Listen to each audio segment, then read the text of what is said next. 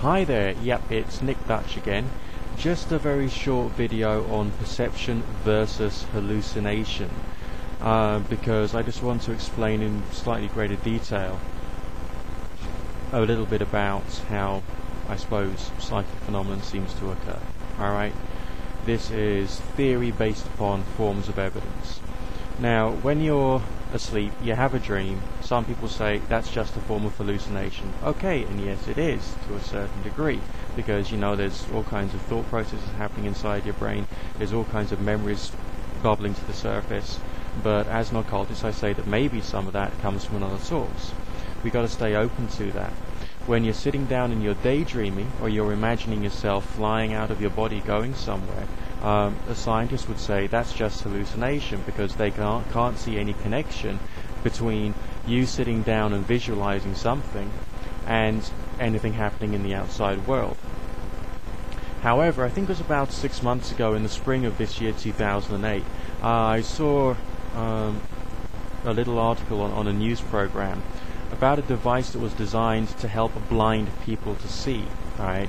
This blind person who was experimenting with this device didn't have functioning eyeballs at all. The occipital lobe, the part of the brain which deals with visualization and processing visual stimuli, was, to all intents and purposes, dead, basically. You know, it wasn't functioning. Obviously it wasn't dried up or whatever, you know, but it wasn't functioning because this blind man had just used his cane and a sense of hearing. Okay. The particular device was a set of spectacles with a singular camera on the forehead, and it was attached to a plate about this big that had thousands of little electrodes on it, which all gave very, very small electric charges, and that was placed on the blind man's tongue. And with practice, alright, an EEG machine and other brain scanners actually started to show activity in the previously unused occipital lobe as this blind man was learning how to see using sensitivity on his tongue area. Alright, because the camera would turn the black and white image into a pattern which he would then recognize on his tongue, and that would be interpreted by the brain eventually, after a bit of training, to make a proper image that this blind man could actually see. Now, if this particular phenomenon was not done with wires and silicon chips and anything that was actually visible, the scientists would probably still say this is just hallucination that this blind man is experiencing. But no, this blind man was actually seeing with this device made of, you know, material equipment. So, can we then say that some forms of hallucination are in fact perception?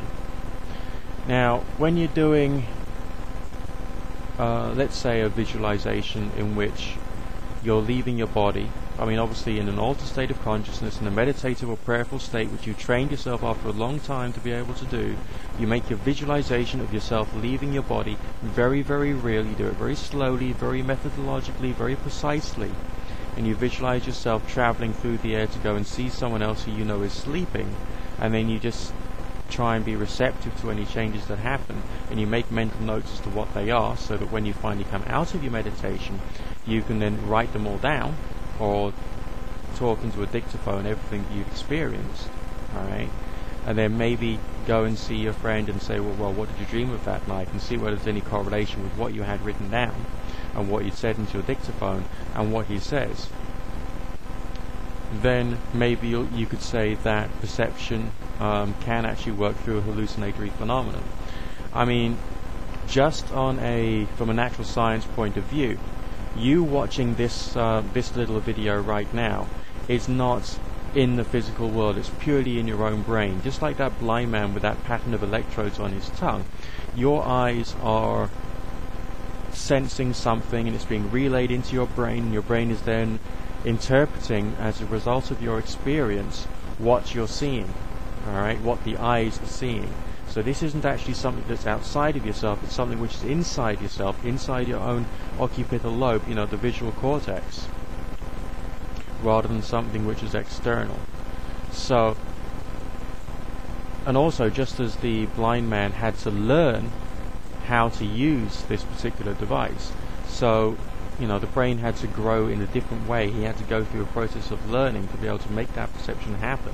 Ask yourself, can you then learn through practice how to turn your visualization, which is a form of hallucination, into something that's different to just imagination or just daydream? If you consider that our perceptual apparatus, our eyes, only work in a very limited frequency of visible light, our hearing typically only works in a very limited frequency of audio, but with more practice you could become more sensitive to that. I know that as a result of, well, possibly as a result of doing my meditation and all the rest of it, I can sense objects which are hot from a long way away. It happens once in a while, and I can work out where they are from the back of my hand. I don't know why that has happened. I don't quite understand that. But, I can feel it when I'm in some strange states of mind. What's happening there? Something very similar to this guy perceiving through his tongue. Alright? So that's just something to dwell over and think about. And when you're doing your meditation, try and be open and try and sense more things about you. See what happens. It won't happen overnight. A lot of people who are skeptical of the supernatural say, well, yeah, I tried it, but it didn't work. No, you tried it once, alright, or twice. You didn't go through the process of training your brain. For me to get my first form of proper astral projection of the same type that was described in Sylvan Muldoon and Hereward Carrington's The Projection of the Astral Body, took me nearly 2 years to achieve. Okay, so there is a lot of perceptual changes you'll have to go through. There is a lot of practice you'll have to go through. Take it one day at a time, have a laugh with it, see it as fun and entertaining, and take it from that point. Another issue would be if you refer back to my previous video about the pendulum dowsing in the Ouija. It would be possible, again, if you were to condition yourself and train yourself to be able to make the planchette move on the Ouija board, or make the pendulum move in various different ways as a result of sensory stimuli which maybe your five senses find difficult to pick up, but maybe other aspects of your being which actually operates outside of this narrow beam of perception that we've got for the visual light frequency and audio frequencies that we can normally hear, then maybe you'll be able to develop more skills. Just be open to it, play about with it, have fun, alright?